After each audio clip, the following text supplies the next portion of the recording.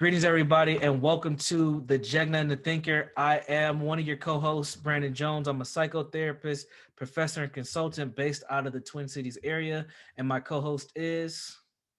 Hey, Ron, Aaron Simmons. Hope everybody's doing good. How you doing today, Brandon? I'm doing good, man. How are you doing? I'm hanging in there. Perfect.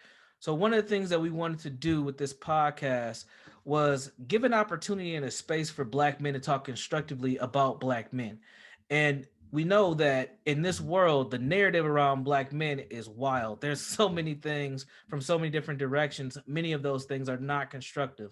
So our goal is to add a constructive perspective on who Black men are and who we are becoming and our place in this world.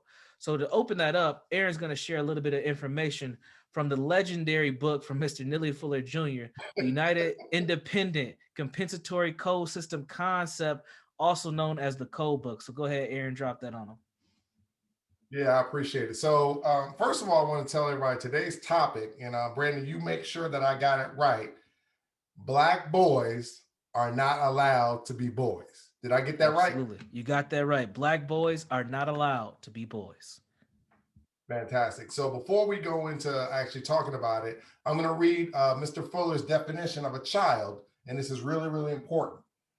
So Mr. Fuller says the explanation is that a child, regardless of age in years, any person who is helpless in thinking, speaking, and or acting, and must depend on a man or woman for help in each area of activity, including economics, education, entertainment, labor, law, politics, religion, sex, and war. But the bottom part is the most important.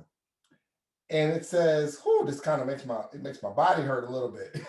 It says, as the functional children of racist white supremacists, non-white people are only allowed to function as male and female children. And so that's so heavy, man, when you think about it. But when I read that, I think about the statement that you have about Black boys are not allowed to be boys. So Brandon, unpack that for the people. Specifically, what do you mean? Because people are going to say, well, my son or my daughter, my son runs around here and he's a little boy all the time. My son is playing with the truck. He's going to school. He's a boy. What exactly do you mean when you make that statement? Absolutely. Well, for me, what I mean by that is through my experience personally and professionally, one of the things that I see all the time is many Black boys aren't allowed to really be boys. And what I mean by that is we adultify Black boys so early.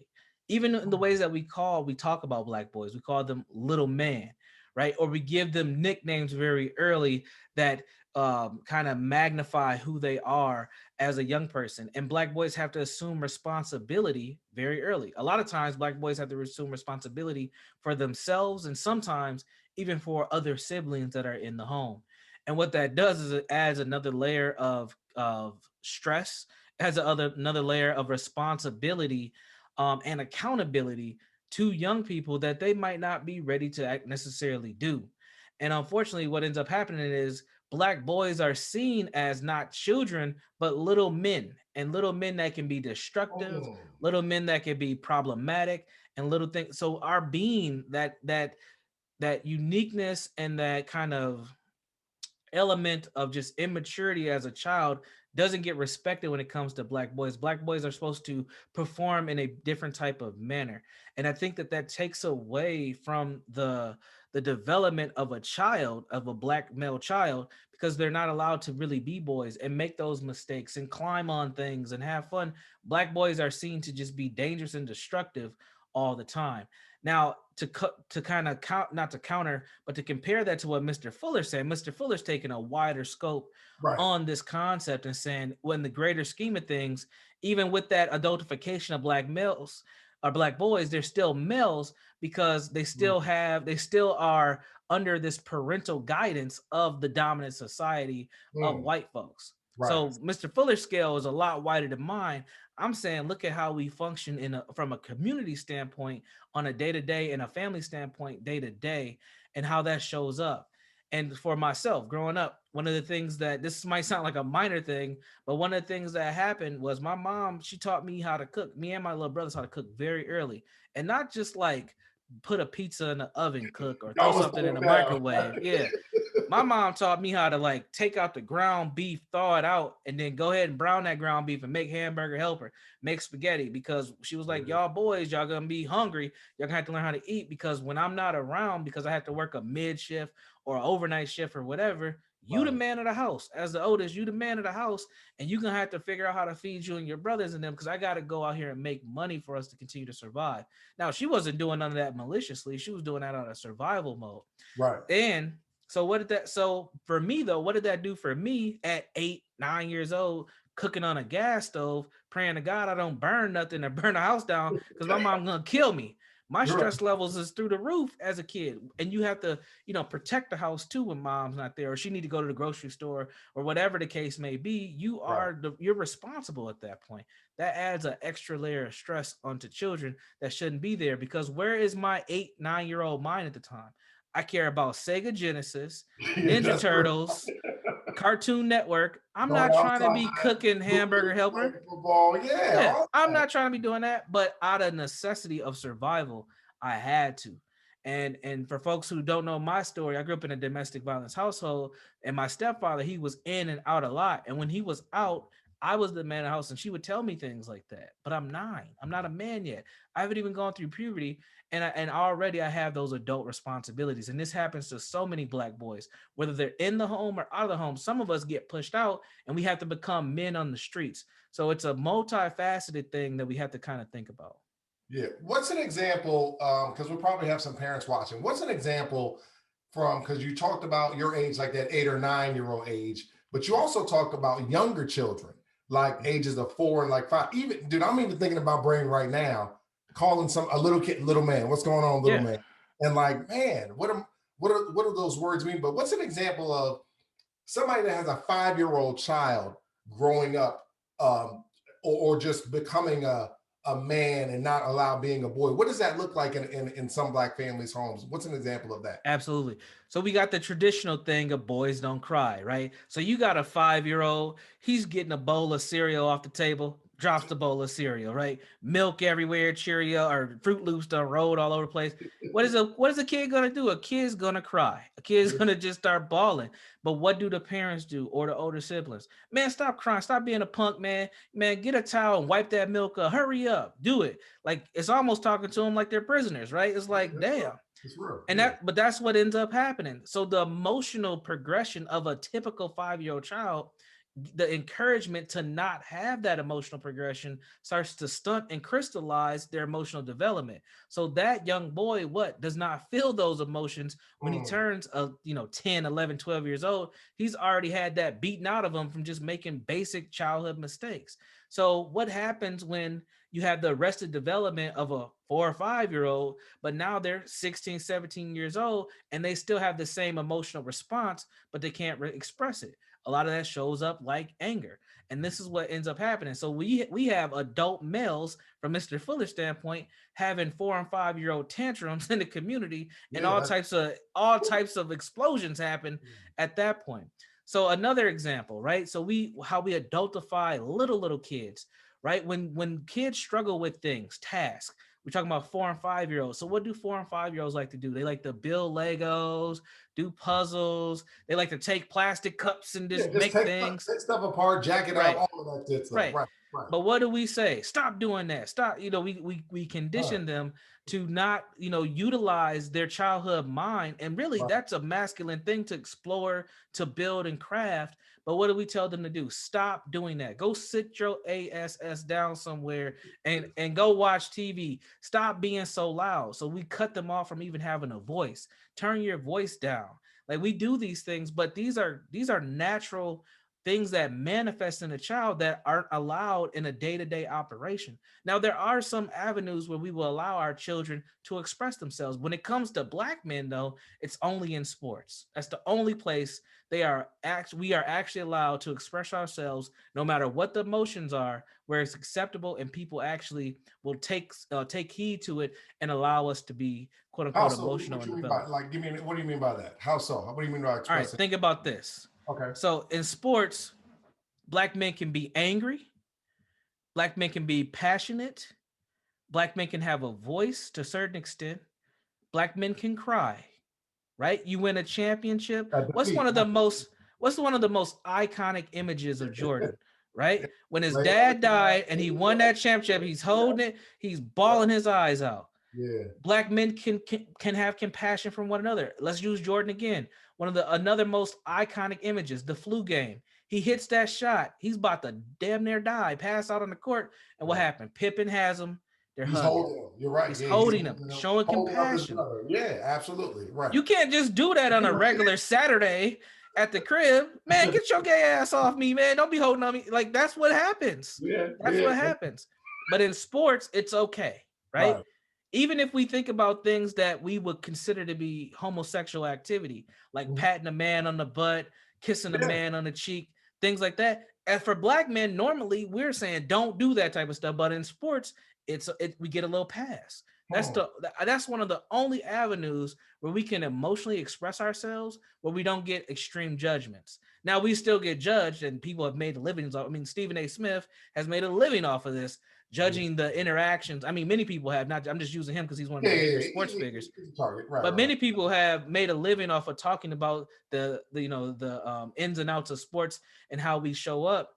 And one of the big things that we can talk about, even, and this is a whole nother podcast episode, but a lot of black men are now being penalized for voicing. A lot of black athletes have been penalized for voicing themselves outside of sports. And Right. you're hearing things like shut up and dribble or just stick to sports because now they have an avenue, they have platforms where they can verbalize themselves. Well, Right. that's no different than many black boys when they're earlier. You don't have no voice in the family. You need to shut up and listen and get yourself in control. It's the Right. same concept. So when do boys get to be boys, and when do men get to have that kind of transition? When do males, I'll say, have that transactional stage where they get into manhood and masculinity? Because at every stage we're being encouraged to shut that down. So if we can't be boys, how do we evolve into being men? Okay. So obviously, we as parents, I'm a parent of two young black men. We as parents are basically we're influencing all of this. We're the ones that are telling them go sit your butt down, do this. It's very very funny. I even remember my youngest son saying to me, literally, "Dad, some days I'm a teenager. I just want to be a kid. I just I just want to be a kid." Yep. Where does it come from? And this might be, like you said, another podcast, but for us, for me being a black father, for a black mother, is that just the trauma that we're living through in this system and we're perpetuating it on children? Or is it a combination of us also? Maybe it's a fear tactic, Brandon. And what I Mm-hmm. mean by that is survival tactic is like we have a subconscious thought process of life is going to be harder for you as a black male in this world, that I have to be harder on you at a younger age. Does that make sense what I'm saying? Absolutely, yeah. Well, that's intergenerational trauma. We learned that from generations ago, Right, preparing your boys for, the trauma, the domination that is out there in society. right, And I'm going to be hard on you now so you can have that adversity. So once you get out here in this real world and this white supremacist society starts to slap you in the face, you're better prepared for it. Well, the white supremacist society has morphed into this what we used to call the soothing lotion and this more refined version of racism. But the parenting styles have not morphed yeah, that's into a true. soothing. That is true. We haven't kept up with the times as far as preparing our kids for what is here now and what's here for the future. We have this in various different elements. It's not just in how we rear our children. It's also just like expectations with education. There's all different types of stuff. Getting ready for the workforce, all those types of things. We have not advanced ourselves, and those old tactics that used to work 40, 50 years ago now are self-defeating behaviors because we have not, we haven't advanced. So those things are almost abusive now because we have young people who are developing from an old structural family dynamic point, but it doesn't meet the demands of today's world. And that's something that's important for us. So when we talk about advancing Black men, what ends up happening? I have these conversations all the time with other Mhm. Black men, and the older Black dudes who are older than me, 35 plus, they're Right. saying the old stereotypical stuff. Pull your pants up, stop saying nigga, stop cussing, which I agree with all those things. Right. But if a Black boy stops doing all three of those things, what else are you going to offer them? Yeah. That's the question. If we can answer that, guess what? Black boys ain't gonna come to you with their pants sagging down or cussing. They're gonna give you a different level of respect. But in this time frame, with millennials, Gen Z, and whatever the Right. next group that they're gonna call, you have to look at these young people different. It's not the same in the 70s and 80s and 90s. That is over with. Like that, we have to advance our parenting and our rearing styles because this is a new generation of youth.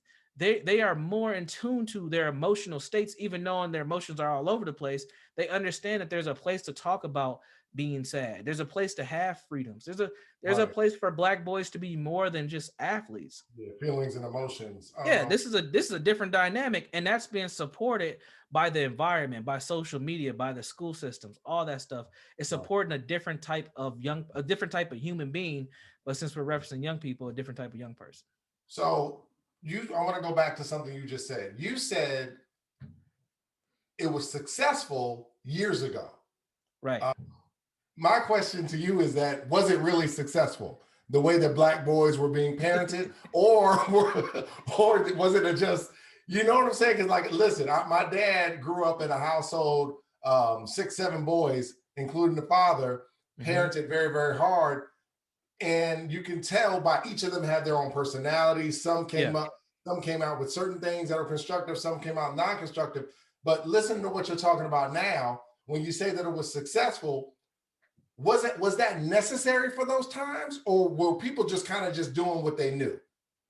I think both. I think they were doing what they knew, and it was necessary because there were realities that Black men could face danger if they weren't prepared for those dangerous things. You can't Absolutely. just go through this world being naive, and that's why I'm saying what ended up happening is we kind of got locked up in from a cultural standpoint. We got locked up in how things advance, and we stayed stuck. And I also think that parents kind of lost control. And again, this might be another podcast episode in No, the 80s. I think all this took a turn in the 80s because at that time we had at least 10 to 14 years of integrated school systems.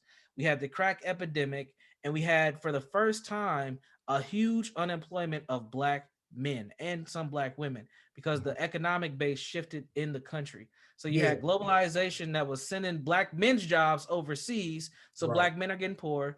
Then you get Black men who've gotten involved into the drug trade, and then they started getting locked up. So you got a bunch of Black men who don't have any income, are considered threats to society at this point. You get the advent of hip hop music, which is starting to what socialize Black men differently to yeah, become a type of Black men that we haven't truly seen on a massive scale in this country. So you have all these things going on. So what are Black parents supposed to do at this point?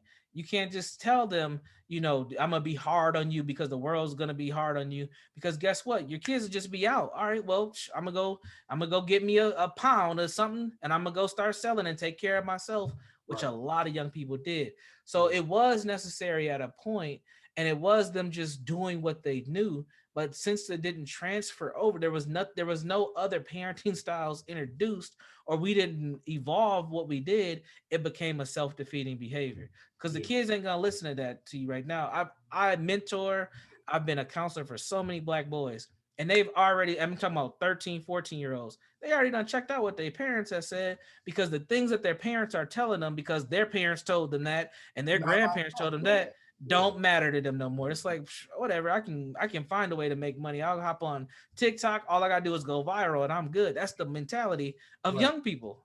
It's yeah, like, my mom, you've been working all these jobs. My dad, you've been doing all this stuff, stressed out, and your life ain't that great. I'll figure it out. yeah. So something you said there when we talked about the 80s, and immediately what popped in my mind was the visualization that Black Black parents had of, to me, the most popular young Black, we got a lot of examples, but the most popular young Black male on television was Theo on The Cosby Show. And when you were just saying that, I was like, man, Theo kind of had the opportunity to express his emotions. He had a dad that was present in the home. Even though he was surrounded by all these women, he had a dad that was present. Dad was professional. Mom loved him. But Brandon, that was such an opposite of what was actually happening in Black society at that time. It was like the polar opposite when you think about it. Because like you said, not only just the crack epidemic, but I've been watching documentaries on Detroit, but just how that town was just ravaged, particularly Black men with all these jobs just leaving and the massive unemployment. Do you think that's one of, I noticed, do you think that's one of the reasons why Black people love the Cosby Show, was because it was just so different from what we were seeing from a Black father and a Black son relationship? It was just a total opposite of what we had. Like, Theo was allowed to be a boy. My favorite episode was Gordon Gartrell, and he tried to make the shirt and everything like that. But the reason why I loved it, I was like, man, he just got to be creative. You never heard Claire telling him, go, you didn't hear that harshness, anything. It was just nothing more than just be a boy, nothing more than just be a teenager. You know what I'm saying? Right. Absolutely. Man, I think that's why Black people, I'm gonna get in trouble for this. I think this is why Black people love the Cosby Show and the church. I'm gonna make a connection because both of those institutions, media, the Cosby Show, and the Black church, gave Black people hope.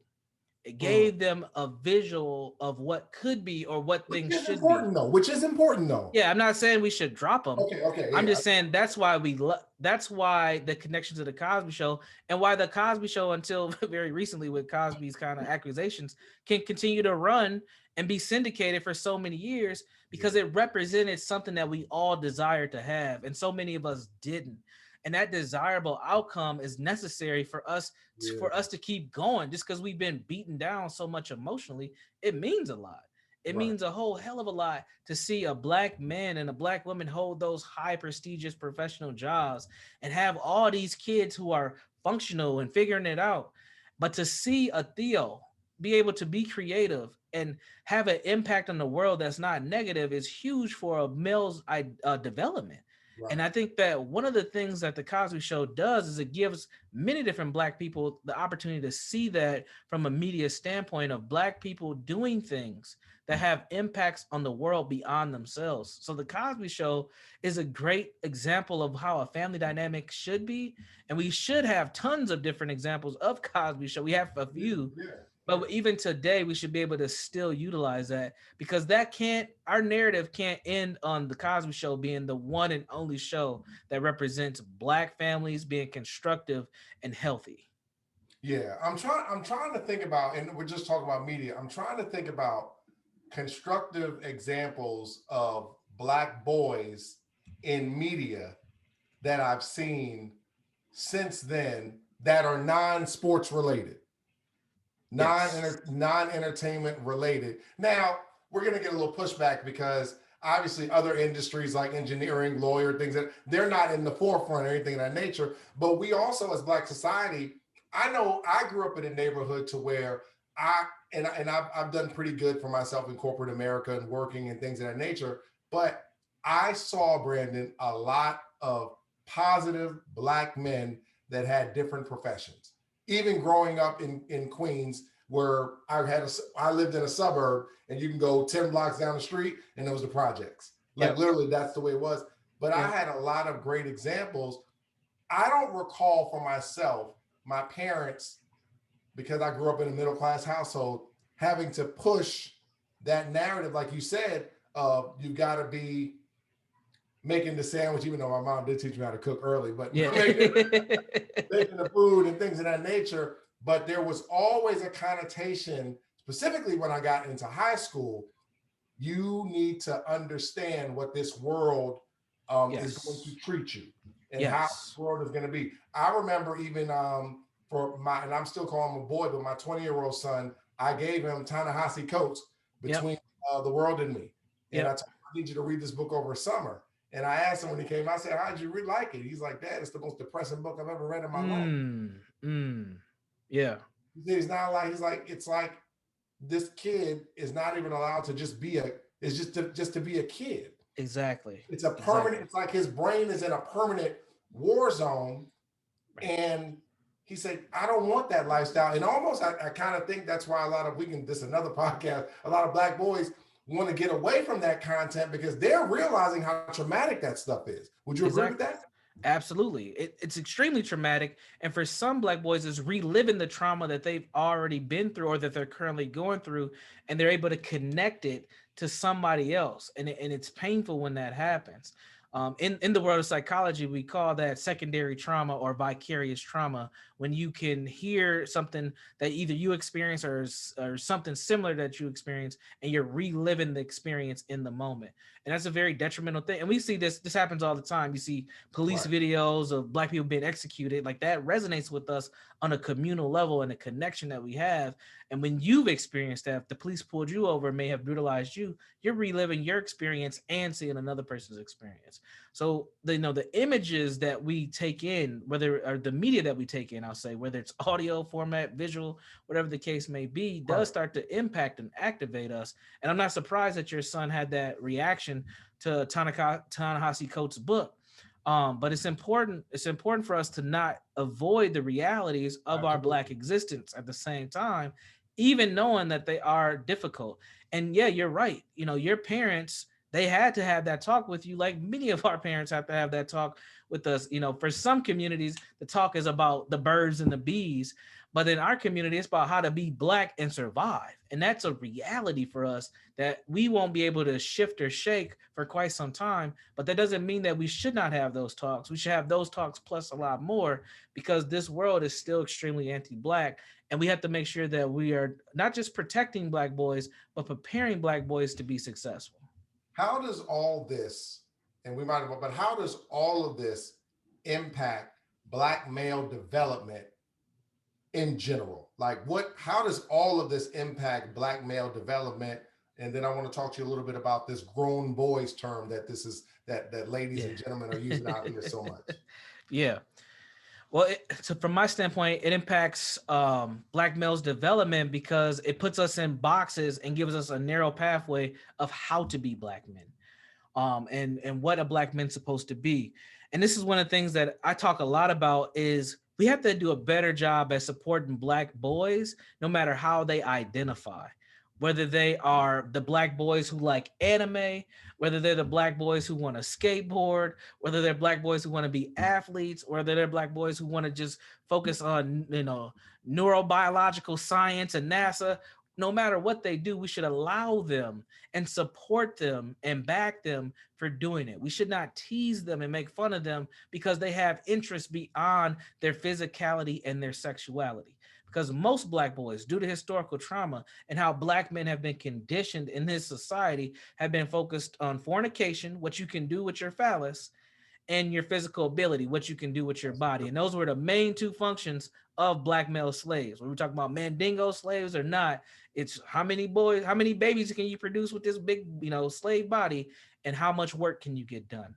We have to shake that shackle. We have to get that off our mentality, because unfortunately we have taken in that form of anti-Blackness and made it our own, and we haven't allowed Black boys to develop in the current context in which they're in. So for me, man, when I see Black boys, you want to pierce your nose, you want to have a purple streak in your dreads, whatever you doing. Don't say that, man. My son been begging for blonde streaks, man.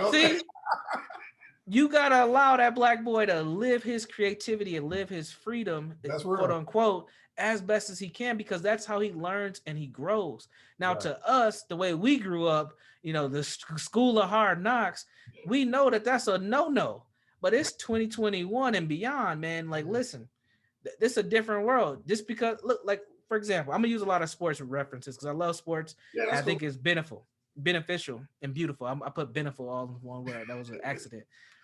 But I think about somebody like DK Metcalf. You familiar with him for the Seattle Seahawks? Boy, ran that boy down like it wasn't nothing. Like, Oh man, you talk about athletic beast, and I use beast not to make him yeah, into an animal, but just his abilities on the field. crazy. And yeah, I mean, but if you look at him, because most people don't look at football players, they just see them with helmets and shoulder pads and uniforms on.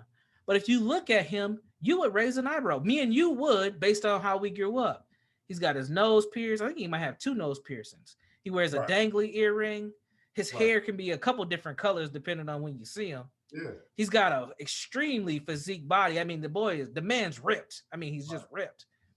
And he wears tight clothing. We would be thinking, okay, he's obviously in the same gender loving relationship, or he might be gay, but he's not. Same thing with Odell Beckham Jr. Same thing people were saying about him. He's got the long, curly, blonde hair. He's dancing. He's doing everything. And what people want to do, we want to question his sexuality. That is us. That is our conditioning of black males' bodies and what they do with their phalluses. We have to break that. We can't just look at black men as sexual beings and as what they can do physically. And those are just 2 examples of many that we end up doing. I was going to say, does Cam Newton fall into that because he was Cam Newton. I done seen so many references to Cam Newton looking like somebody's auntie. But we do that. We will demasculate men no matter how they show up, and even if they do have some flamboyant fashion and all that, that's what's in style right now. And the funny thing, the crazy thing about this is, if you go look at some of our uncles and our daddies and stuff in the 70s, they was more flamboyant than the dudes today. So we have to break this kind of ideal of how black men should be and allow black men to just be black men. Because at the end of the day, the way that Odell Beckham shows up, the way that I show up, the way that anybody shows up, Jason Lee, who's another popular figure out here, the way we show up, when the police show up, they seeing us as a black man. So we have to allow black boys to have that creative freedom to just be who they are, so we can keep moving forward. Whether it's Lil Nas X or not, we got to just let black men be black men, because black men aren't, a monolith. And we always hear that we're not a monolith. Well, neither are black men, but we are expected to be, due to the anti-black conditioning that we have and the expectation that black men ain't supposed to be nothing. Yeah. And I will say, Jay-Z said Tupac had a nose ring too. Tupac. And if you look at Grandmaster Flash and Melly Mel and them in the 80s, them brothers had shirts. They had knee-high boots, bro. Knee-high boots, shirts stopped right below the nipple. Like, what is going on? But you know what the crazy thing is? I remember that I never questioned anything about Melly Mel or those guys being men or anything. I was just like, look, man, they got Jerry curls and they singing R&B. That's what we're doing, like that's what we're doing. So, man, wow, you unpacked so much there. As parents, what are things that we can do to just help support everything you're saying about just helping to support? But I think one of the issues, Brandon, is that we're ingesting so much anti-black stuff in ourselves. We're kind of putting it on kids. Do we need to kind of take a time out? Do we need to stop watching so much media? What kind of conversation should we be having in reference to just helping to allow young black boys to be boys? I think we need to allow black boys to have some voice. When a black boy is expressing themselves to you, listen, what are they actually saying? Don't try to correct what they're saying and tell them how things are going to be. Listen to actually what black boys are telling you and see if that's something that can be incorporated. And I know that is hard for us as black parents to listen to our children, because we've been told most of our lives, children are supposed to be seen and not heard, and stay out of grown folks' business, and all these other sayings that we give our kids, that we need to really break that and break that conditioning, because we are discouraging our kids from their development when we do that, from just an emotional and a mental health standpoint. There is a balance though when you say that, right? Because the internet, somebody would be like, Brandon said that you should listen to that. No, man, look, if I tell you to clean up your room, we're not having no dissertation about it. You know what I'm saying? Like, right. Now, yes, there is a balance. You should still be firm. You should still have expectations for your kids. I ain't saying let your kids run you over. But again, that's our thinking, all or nothing. That's our trauma too. That's not what I'm saying. You got to have balance. But some people don't want to hear nothing from their kids. It's like, I told you to clean this room. Parent swings back in 5 minutes later. The kid done barely got something off the floor and they upside the kid's head. Like that's extreme, but that's how we were parented, right? Yeah, You know, it somebody is. says something, you ain't got it done. You might get your butt whooped because your parent told you to do something a week ago that you did, but your room got dirty again. They walk past your room, you gonna got what? You're like, what happened? Because that's how that was our parent. That was the parenting styles that were put upon us, but it doesn't fit this time period. So what I'm saying is, you know, let your child have some voice. Now I don't have a son. I have daughters though, which I think might be even more complicated to a certain extent. And I have to tell my kids stuff like 8 times. And I know my mom didn't give me that many choices. Like it was like once, one and done. But for my daughters, I have to explain. And then sometimes I have to go to them, get on their level because I'm a big black dude. I can only imagine what I look like to an 8-year-old from them looking up at me, or a 5-year-old to them looking up at me. So I will kneel down and I will get in their face and I would say, "What did I tell you to do?" And Mhm. then I will pause and wait for them to communicate back to me what I said. Because Right. these kids' attention spans are all over the place too. Yeah. That's a whole other thing. So when I have my daughters retell me what I told them and they don't tell me the truth, that was an aha moment. It's like, or they don't tell me the truth, or they don't tell me what I said because they barely listening. They Right. distracted by what's happening, what their sister's doing, what's on the screen. You know, Yeah. it's like, okay, no, I said this. Now go do that now. And it's like, okay, dad, right? So I take time to just slow down. I don't just be like, get your ass up there and do what I told you to do. Like it's not that. Now, have I got to that point where I wanted to get there? Yes. Has it slipped? Absolutely. I'll be honest. Because that's my, but then I realized, oh, that's what that was what was done to me. Let me go apologize to my kids. How many black adults do you know have apologized to their children while they were still children? Don't really happen. I tell my girls sorry all the time. Daddy shouldn't have yelled at you for doing that. I should have gave you one more chance. Now, some people might say, "Oh, you just being soft on them," but at the same time, I'm trying to help them develop emotionally so they don't just fear me every time. I don't want my kids to fear me. I really don't. I want them to understand they need to respect me and they need to get things done when I ask them to do it. But I have to be patient enough to help them get there. It's to the point now, though, they're a little bit older where I don't have to tell them things so often. They just understand that, okay, this is what's about to happen if we don't get this figured out. Daddy's about to take off stuff. Daddy will turn off the internet. We ain't gonna be able to do nothing. He gonna take all my books and I can't color, I can't read, I can't do anything. There will be penalties for you not listening. So, but some strategies for black boys that I think is important. One is of help to listen to black boys and what they're saying. The next thing I would say is, again, as we started off and as the topic of the day is, allow black boys to be black boys. So let them explore, let them figure out life a little bit. Don't try to shelter them and make them out to be little man. Help black boys develop a vision, because the one again, black children, period, they have a lot of ideas and fantasies. They will stay stuck there without adults helping to kind of mold where they're trying to go. That's true. That And is true. I see this with black males all the time. And I deal with the black males that nobody else wants to deal with because they done got in trouble so many times. So Right. then they end up finding their ways to me. Right. And I always ask them, like, what do you want? And many of them, they'll tell me these fantasies. They want to have a big house. They want a family, right? They want to have money. They want to have these things that are fantasies to them. They don't have a vision on how to get there. So I try to help them get a vision. Okay, well, let's see how we're gonna get there. I ain't say it's not possible, because to them, it's just hoping. They're just hoping that they can have those things. They don't realize that they can probably manifest most of the things that they want. But we gotta help them have a vision for how they're gonna get there.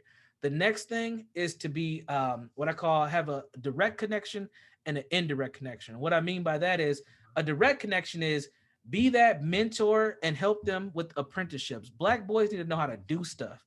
We That's just true. assume, and this is the adultification, that they know how to do stuff. We assume black boys know how to cut the grass. We assume they know how to shovel snow. We assume they know how to shave.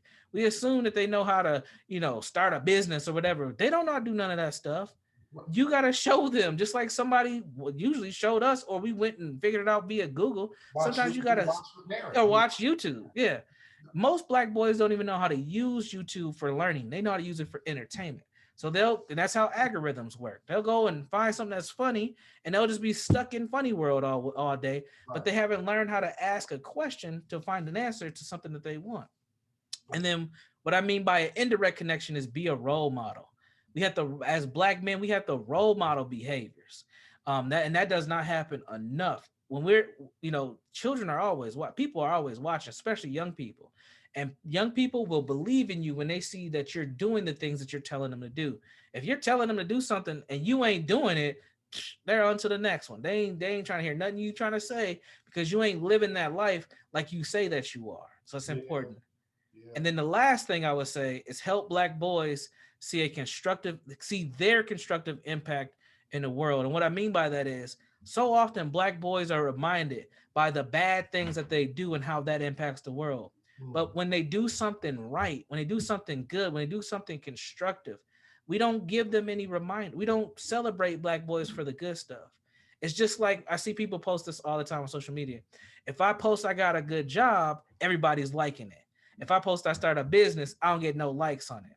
Well, because people don't see that constructive impact. They know a good job gonna pay your bills. They don't know Right. nothing about your business. It's the same thing with Black boys.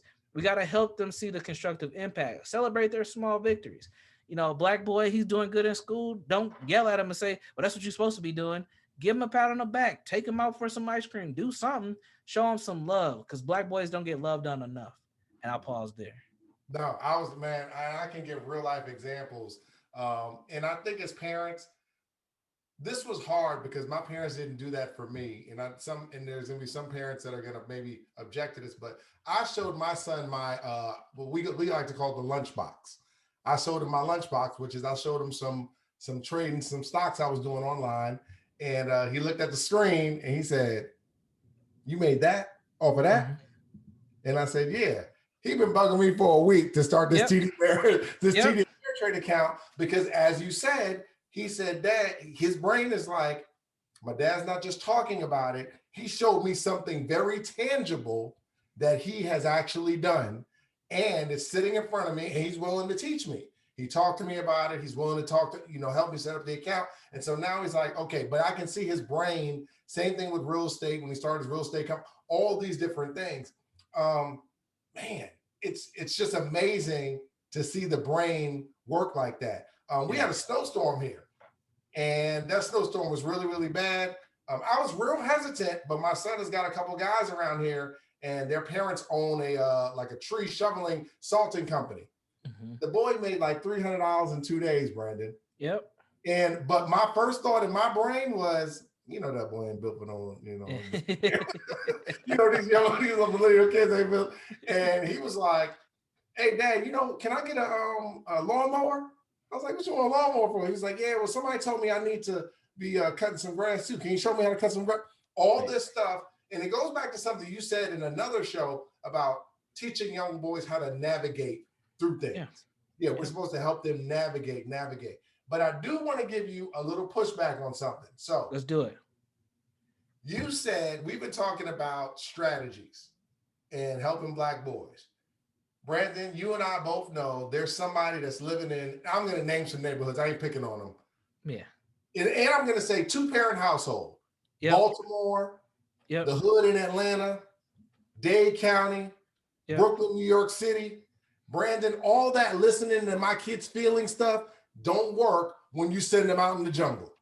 Yep. What do you say to those Black parents to where and I'm not saying that you're incorrect, but there's some Black parents to where their immediate direct environments that they're living in, they are petrified by taking this approach because for them, it's almost life or death. What do you say to some of those parents that are living in some of these neighborhoods that we really don't talk to, but they still need that help as well? Yeah. I would say that by not listening to your kids' feelings, does that work as well? And I Hmm. would also say that, the dangers of the communities that we unfortunately live in are results of us not developing as a community together and our community Hmm. breaking down. So if we all did our part with our kids, hopefully that would lead to, ideally, theoretically, that will lead to a better situation. But we know the dangers are still out there.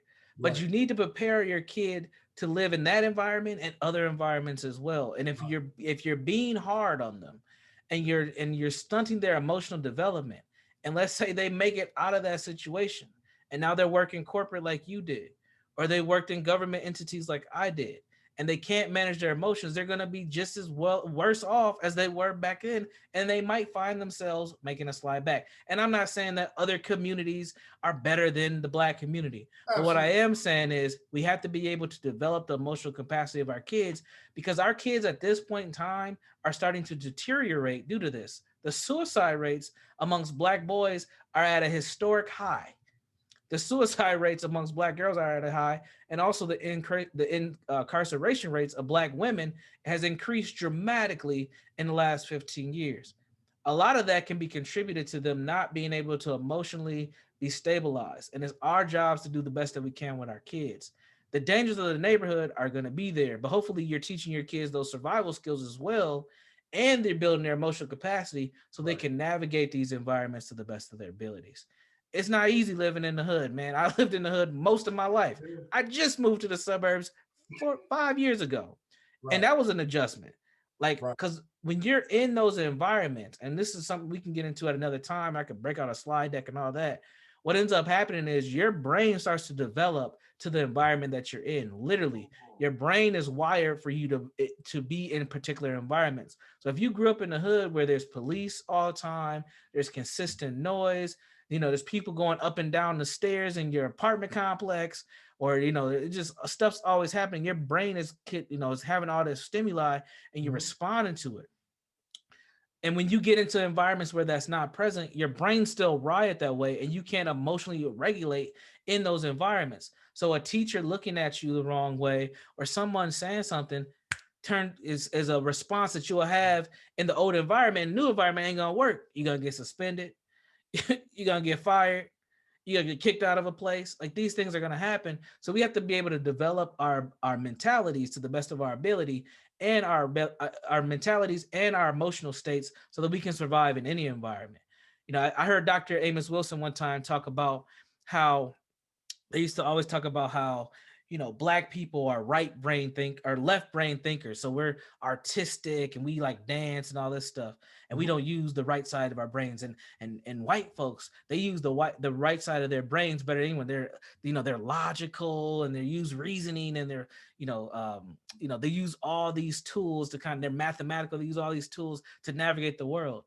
And he said, Black folks, we actually can, and we should, and we actually start off using both sides of our brain very well. But once we get conditioned in our environments, Oh, we end up turning off parts of the other brain development. right. And he said, why can't Black people going into the 21st century, said, so where we're at today, why can't we be the first people who utilize both sides of our brain effectively? Hmm. And he said, the reason for that is when we do, we'll probably end up dominating them. And they know that.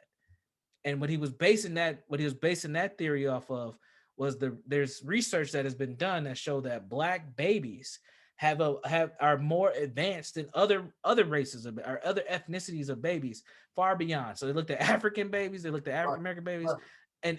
and the ones that got the melanin, there we have higher psychomotor skills, higher emotional regulation skills. We're able to talk quicker, walk quicker, all these things that are more advanced than these other babies. And then I thought about that when I first read it, and I was like, dang, I think about the Black babies I've been around. Like my youngest daughter, she was holding her own bottle like before she was 3 months. Like, she could literally hold her head up in the bottle. Like that's some stuff that's just weird. Like, babies they're not supposed to be able to do stuff like that. But the melanated child has the ability to do those things. But what ends up happening is when we get socialized, our brains start to develop in particular ways for our safety.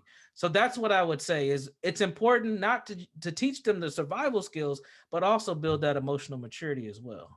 Yeah, and I remember my youngest son. I remember, I think, man, Brandon, he might have been 12, 13 months. I remember laying in the bed with him doing Hooked on Phonics, and somebody was like 13 months, and I'm just like, I'm Yep, just reading and stuff like that.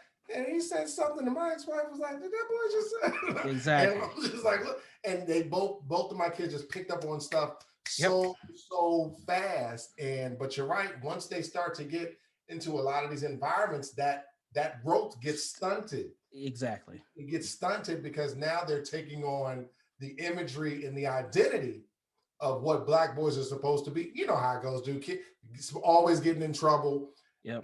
If you question something, you're bad. But no, I just think you're full of crap. That's why I'm Yeah. questioning that. And that's what. And you're right. I remember, man. I've seen so many kids that have had teachers, and teachers hated the fact that they question them. But Mr. Fuller tells us specifically, all problems are solved through questions and answers. And Bingo. the same environments at home. Think about if we're studying these black boys' growth at home with some of the verbs and the words that we're using at home, what are they getting from the education system? Mm. They're not even allowed.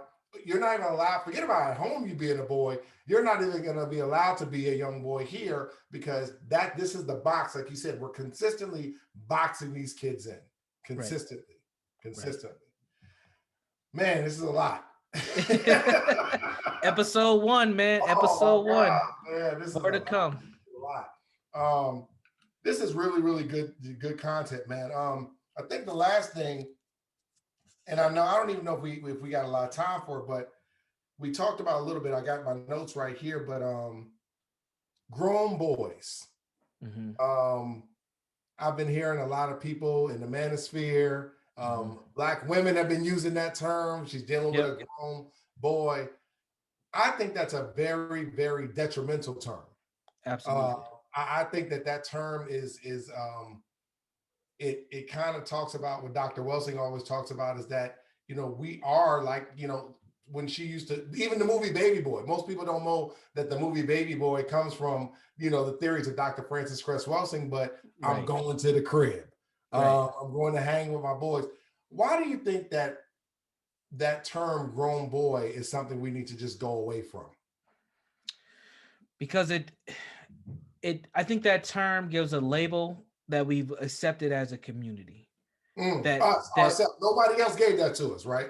No, that's us. That's our creativity and our anti-blackness. Yeah. That's our anti-black creativity right there. Right. That's us. We've accepted that as an acceptable placeholder for black men, that black men can be and are often dependent mostly on black women. This is why we get little mamas. And little mama's like 22 years old. She got her own car. She got the job. She got a kid or two. And she got this nigga she's taking care of as well. That's where that comes from. And I use that because that's the mentality for that term. That's so when we hear people say they're just grown boys, that's what ends up, that is an acceptable place for black men to be. Just like what I was talking about before, where sports is an acceptable placeholder for us to express our emotions. We've allowed adult boys to be this kind of placeholder for men and a functionality for men to be dependent on women. And I think that is destructive because that narrative affects our acceptance of how black men should be. And I think we could have said these are undeveloped men or something that was a little bit more affirming, saying that there's a process for us to go to. But saying adult boys just said that's just who they are. That's how they gonna be. And some of us have even, taken a step further as black men, some of us have accepted that kind of adult boy mentality. I've heard plenty of guys say, man, if I ever get in trouble, if I ever get locked up, I'm just gonna find a woman to be under and I'll be okay. Some guys, that's their goal. Some guys, that's their goal to have multiple women for multiple different things. And that's dangerous because what we've seen over time is that mentality that was developed in the 70s, 80s, and 90s has now spewed over to our women where they're doing the same thing. And now we're complaining about that. Well, they'll have a dude who they go to dinner with, a dude who pays the subscriptions, a dude that takes them to the movie. It's the same thing black men was doing. Now they've gotten empowered enough to do it themselves. It's important for us to understand that those narratives, those labels we put on each other are dangerous and they don't advance anything, especially when we've accepted those labels to be what they are. So again, I understand the context, though. We have these men who are extremely dependent and they're not functioning how men should function in this society. And I think that there is an element of racism, white supremacy in there as well, where we know that black men can't 100% function the way we should be, but that doesn't mean that we should not kind of strive to function to the best of our abilities. And I think that striving piece by saying adult boys doesn't allow us to strive. It's because we've accepted that there are black men, and there's an idea that majority of black men are like that. And that's the problem, is because I don't like you. You can always say this, Brandon. It's either all or not. I don't ever hear anybody saying, well, some guy, for Black women, it might be like that. I don't want to talk about Black women, but Black women is, some of y'all are hood rats, but some of y'all are not. but a lot of times with Black men, it literally, we get lumped into everybody. And every category of negative dysfunction, we get thrown into it. And I think what you just said is immensely important, immensely.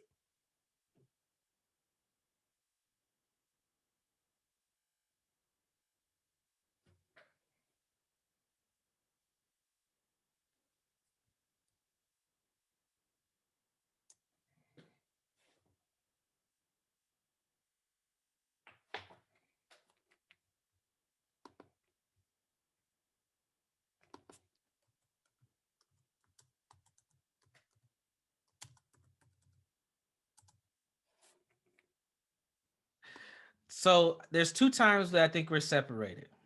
Right. I think that one is our income. This is where you get the high value men thing and the low value men thing. That's another The episode. second time, yeah, which is a whole nother conversation. The other times that we are separated is based on our sexual desirability.